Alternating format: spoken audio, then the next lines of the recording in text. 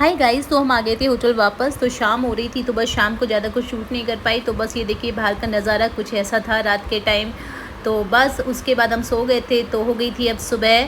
तो सुबह उठने के बाद बस मैं थोड़ा सा अपना जो सामान वगैरह है वो पैक करूँगी, क्योंकि आज हमारा लास्ट डे है कसौली में। और फाइनली हमारा ट्रिप का भी आज लास्ट ही डे है, क्योंकि 3-4 दिन हो चुके हैं हमें घर से आए हुए। तो बस आज हम लोग जाएंगे घर वापस। तो अभी निकलेंगे तो ही शाम तक पहुंचेंगे। तो अब मैं आपको बाहर का व्यू दिखा देती हूँ। तो अर्जुन पहले ही उड़ गया था, ये पहले ही खड़ा हुआ था यहाँ पे। तो ये देखिए बड़ी अच्छी सी धूप निकल रही थी, मौसम बड़ा प्यारा हो रहा था सुबह सुबह।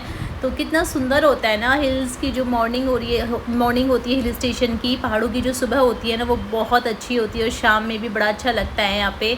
तो बस ये था ऐसा कुछ व्यू। तो धूप निकल गई थी, मौसम एकदम क्लियर था। ये देखिए आसमान कितने साफ़ हैं, धूप तो निकल रही थी और दिन लग रहा था जैसे कि गर्म ही रहेगा।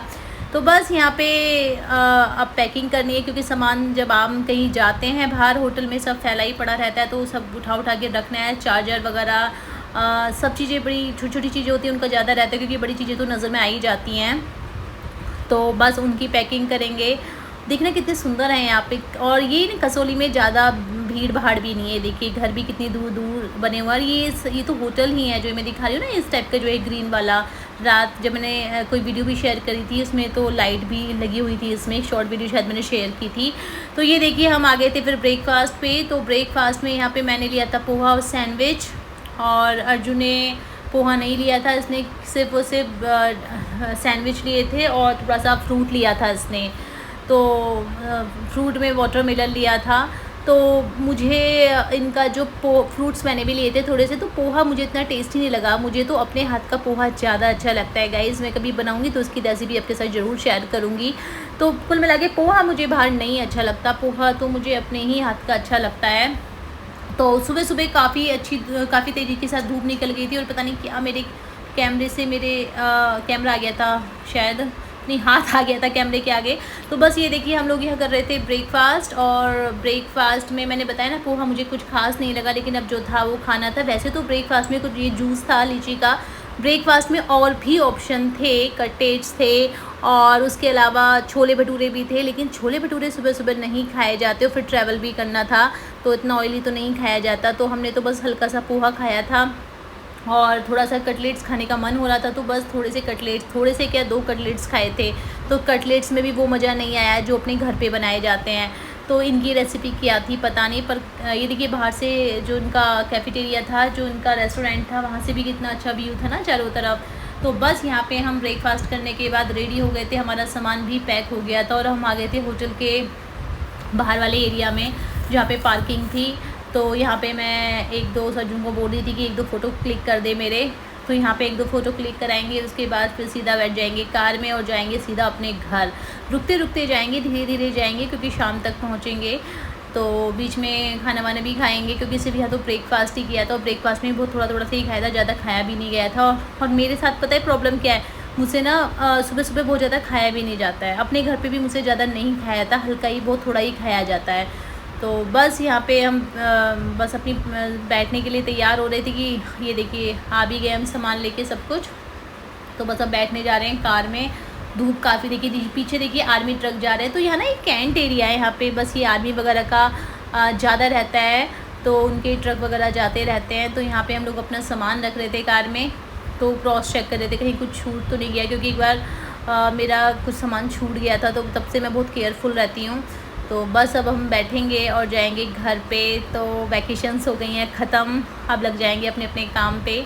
तो ये देखिए बड़ा ट्रैफिक मिल गया था बीच में, तो बड़ी लंबी लाइन लगी हुई थी। तो ऐसा नहीं है, यहाँ भी लोग आते हैं, देखने से तो यही लग रहा था।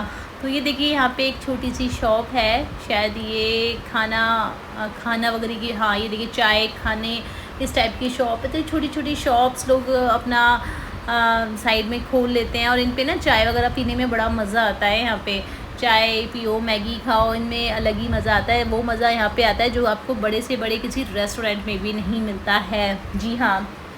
तो लंबा जाम था, काफ़ी टाइम तक वेट करना पड़ा, आई थिंक ऐसा था यहाँ पे, याद आया मुझे कुछ कि पहले एक रो रुक जाती है फिर दूसरी रो आती है, तो इसी वजह से थोड़ा सा लगा हुआ था, यहाँ पे टाइम लग गया था। तो यहाँ पे रोड एकदम खाली मिल गई थी। और ये मुझसे क्या हुआ, मेरे से ना जो वीडियो थी वो शॉर्ट वीडियो वाला जो मोड होता है ना, उस फॉर्मेट में हो गई थी। अब मुझे तो लॉन्ग में ही डालनी थी, पर कोई बात नहीं, चलो ऐसा नहीं है, विजिबल तो हो ही रही है।